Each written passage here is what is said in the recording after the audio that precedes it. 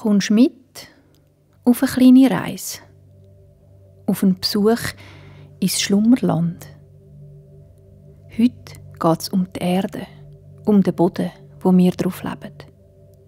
Der Boden und die Erde, wo immer da sind und dich tragen, wohin du auch gehst. Also, dann machst du dir jetzt so bequem, wie du nur kannst. Und dann machst du deine Augen zu.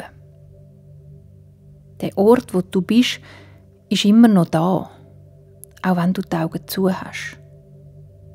Und jetzt kannst du dir vorstellen, dass irgendwo da in deiner Nähe eine Türe siehst. Eine Türe mit einer Türfalle. Drück jetzt die Türfalle ab und gang durch die Türe durch. Und schon bist du da, im schönsten Land, das es gibt. Im Schlummerland.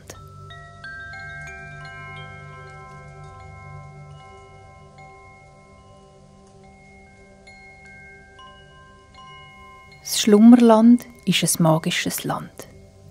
Ein versteckter Ort ohne Grenzen, wo wie bei uns am Morgen die Sonne auf und am Abend untergeht. Die Bewohnerinnen und Bewohner von dem Land schlafen, wenn sie müde sind, und wachen erst auf, wenn sie ausgeschlafen sind. Sie schlafen gern, die Wesen, die in dem Land wohnen. Sobald es dunkel wird im Schlummerland, legt sich eine warme, dunkelblaue Decke über alles. Es ist dann weich und still und nur manchmal hört man das tiefe Brummen von der Erde, wo im Schlummerland eben auch eine Stimme hat.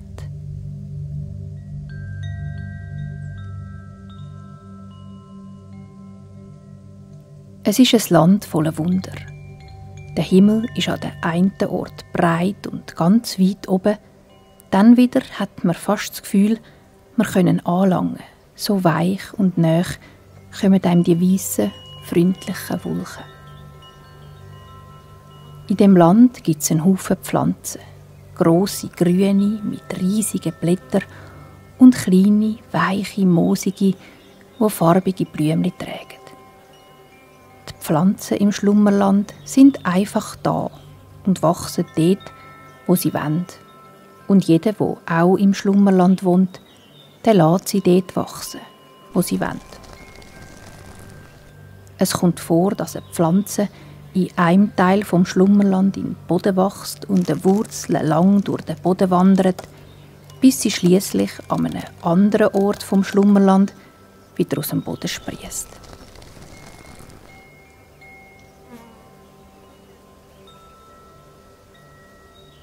Aber es gibt auch Wesen im Schlummerland, wo wie wir auf 2 Beinen gehen. Die Wesen, die sagen sich Muns. Wie wir haben die Muns Haar an ihrem Körper, an ihren Beinen und Armen und auch auf ihrem Kopf. Die Haare können in den verschiedensten Farben schimmern, blau und orange und rosarot. Im Gegensatz zu uns kann ein einzelnes Wesen 1000 verschiedene Haarfarben haben. Es kommt also vor, dass die Haare an den Beinen dunkelblau, violett und weinrot sind, die an den Armen braun, pink und hellgrün und die auf dem Kopf alle Farben vom Regenbogen haben.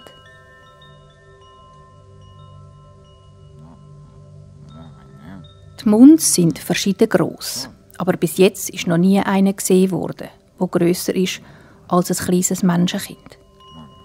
Manchmal haben die Muns trotz ihren vielen Haaren am Körper auch Kleider an. Meistens aber nicht. Und niemand von den anderen Muns findet es komisch, wenn einer von ihnen plötzlich ohne Kleider daherkommt. Jeder sieht es ein, wenn ein Muns keine Lust hat, etwas anzulegen. Die Muns sind alle miteinander verwandt. Alle sind Brüder und Schwestern, Mütter oder Väter. Die Muns wissen nicht genau, wer ihre Mami ist und wer ihre Papi. Und so sind alle füreinander Mütter und Väter und Brüder und Schwestern. Alle haben einander gern und alle schauen aufeinander. So gibt es im Schlummerland auch niemanden, der sich alleine gelassen fühlt. Oh, da kommt gerade einer. Ein Muns. Er heisst Flick. Auch die Muns haben Namen, wie du und ich. Aber anders als bei uns geben sie sich ihren Namen selber. Und es kann sein, dass sie am Anfang von ihrem Leben anders heissen als am Schluss. Weil wenn ein Muns keine Lust mehr hat auf seinen Namen, dann leitet er ihn einfach ab, wie ein paar alte, zu kleine oder kaputte Schuhe. Und dann sucht er sich einfach einen neuen Namen. Bei den Muns im Schlummerland wundert sich darüber niemand. Der Flick-Emel hat gefunden, Flick, das passe irgendwie zu ihm. Zumindest für den Moment. Er hat hellblaue Haare mit gelben Strähnchen drin. Sie wachsen dick aus seinem Kopf und fallen ihm auf seine Schultern.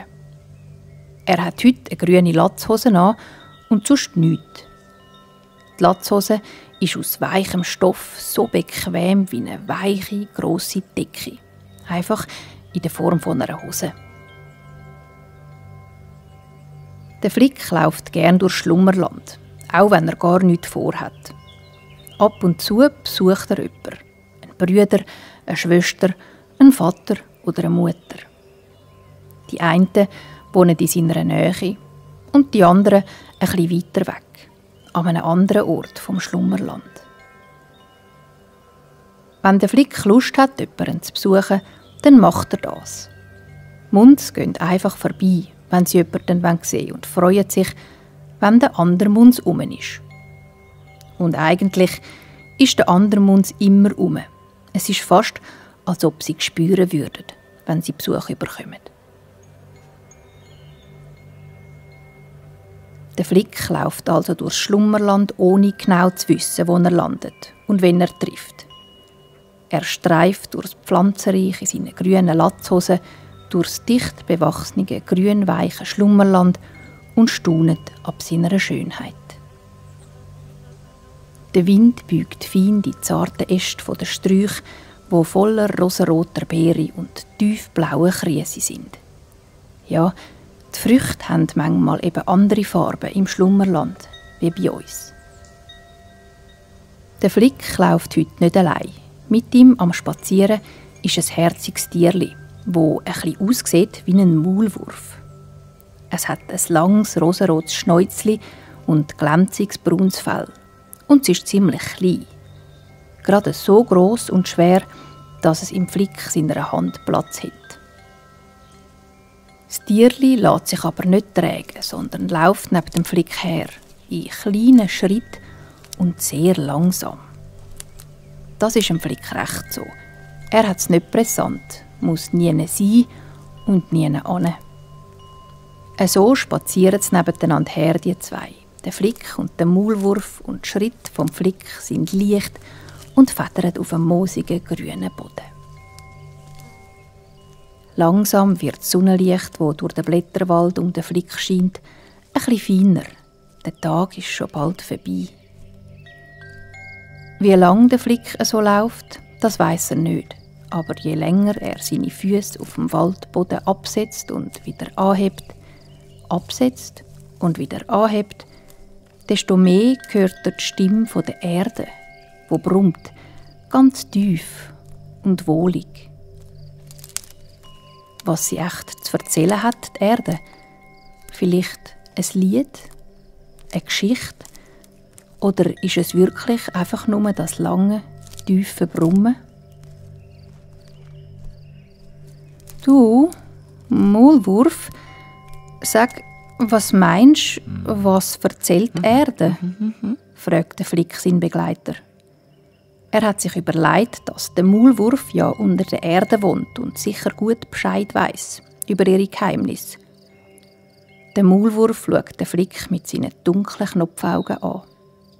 Ja, was soll ich dir da sagen, Flick? Am einfachsten ist, du findest selber heraus, was die Erde erzählt. Aber wie mache ich denn das, Maulwurf? Fragt der Flick. Das ist nicht schwer, sagt er. Du musst ihr einfach genug lang und sehr gut zuhören.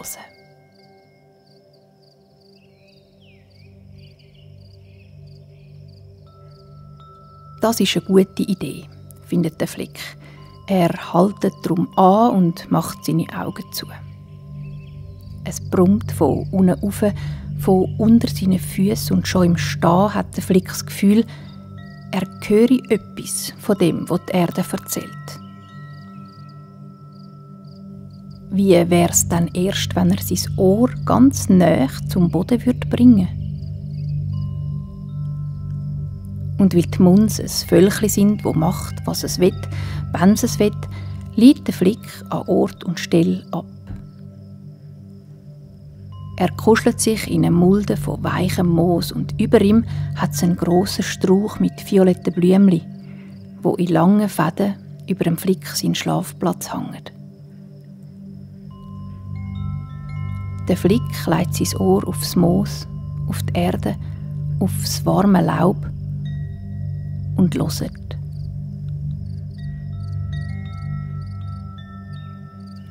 Und die Erde erzählt dem Flick seine Geschichten und Gedanken und er fängt an, zu verstehen. Er versteht es nicht, wie man eine Sprache versteht, sondern mehr auf die Art, wie man merkt, dass einem jemand gern hat oder dass man jemanden umarmen möchte. Auch das Gefühl lässt sich nicht in eine Sprache übersetzen. Und genau so ist es mit dem Brummen der Erde. Die Erde erzählt von der Zeit, wo sie im Schlummerland noch keinen Mund gegeben hat. Und sie vertraut dem Flick an, wie fest, dass sie sich freut, dass jetzt so viel Leben auf ihr ist. Sie erzählt, wie schön dass es für sie ist, wenn jemand sich Zeit nimmt und ihr zulässt. Und sie verratet dem Flick, dass sie es sehr gern hat, wenn man ihr nahe ist und sie berührt. Der Flick legt drum seine Hand auf den warmen Boden und wie eine Katze, die schnurrt, wenn man sie streichelt, brummt die Erde. Tief und bauchig.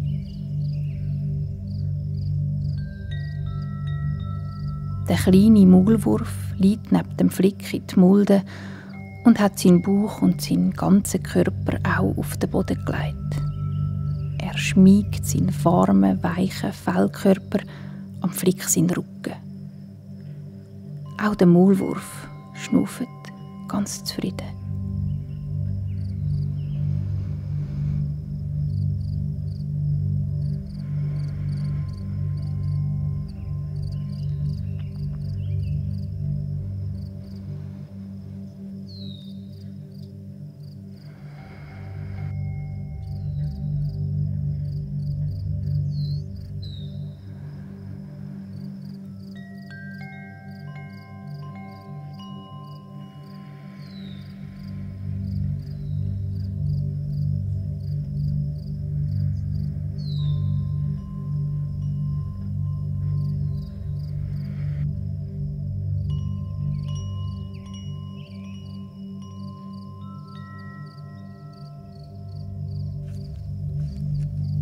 Der Flick lässt sich tiefer in den weichen Boden fallen.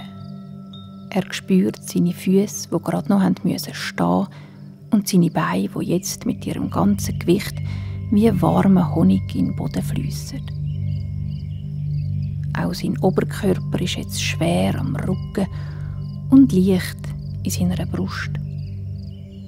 Er schnauft tief ein und sein Bauch hebt sich dabei ganz sanft.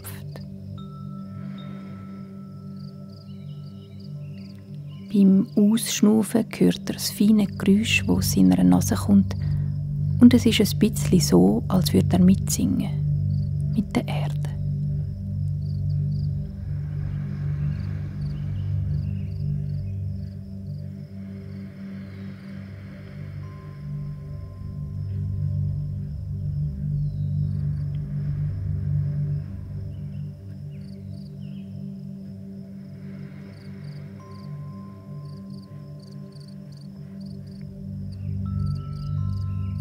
Seine Augen sind zu, federleicht liegen sie in seinem Gesicht.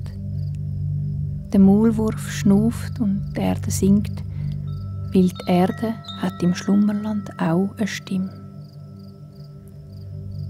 Der Wind ist lauwarm und schmeckt nach frischen Blüten. Die Zweige mit den violetten Blümchen über dem Flick streichelt ihn sanft in Schlaf. Und der Flick, der schnauft ein und wieder aus. Und die Erde summt und wiegelt den Flick langsam in einen wunderbaren, tiefen, warmen Schlaf.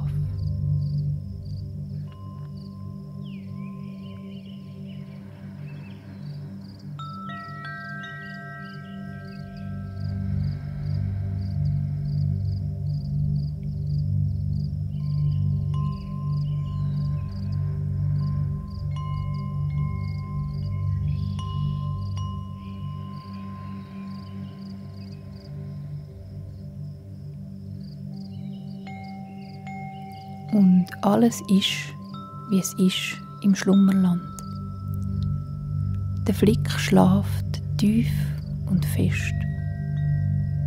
Unter ihm und über ihm ist alles weich und still und nur ganz feines und langsames Schnaufen kann man noch hören.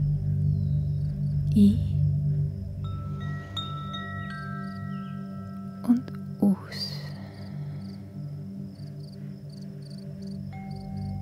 Ein